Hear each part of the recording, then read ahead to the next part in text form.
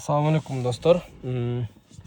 Бир эки комментарийге жооп бере кетели. Неме деп жазып атышат да. Эмне себептен именно азыр скидка кылып атсаңар, эмнеге себептен мурда кылган эмессиңер депчи.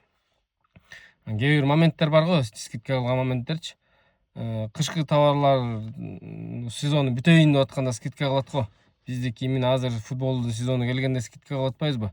Бирок бизге ал нерсеге тиешеси жок. Биздин ниетибиз мисалга дегенде исламдан башка динде жашаган адамдар бар го. Мусулман эместер деп коелу да.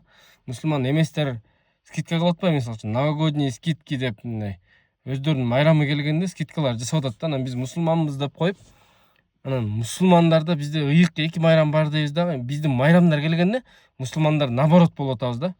Биздин майрамдар келгенде продуктыларды завышать этебиз. Биздин майрамдар келгенде мисалы үчүн Курбан айт, азыр Курбан айт майрамы келбеди. Койлордун баасы көтөрүлүп атат. Ошондой ситуация биздики наоборот иштеп атат да, мусулмандарчы. Биз мусулмандар пример келтирчү инсандарданбыз да азырчы. Бирок биз наоборот кылып атабыз да. Ошол себептен мен мисалы үчүн өзүмдүн жеке ниетим мусулмандар именно майрамды почувствовать этсин деп Курбан айттын урматына 50% скидка коюп бердик да. Анан эмнеге 25 деп да көп сурап атышат да.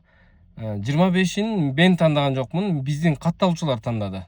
Өткөндө бир опрос кылганбыз, кайсы күнгө кылсак ыңгайлуу болот деп. Анан ошол жактын деле комментарийсин өзүңөр деле окусаңар болот. Ага личкага да көп жазышкан, 25-ин көбү жазышкан да. Ошол биздин катталуучуларыбыздын мнениясы менен 25-ине келип токтолгон.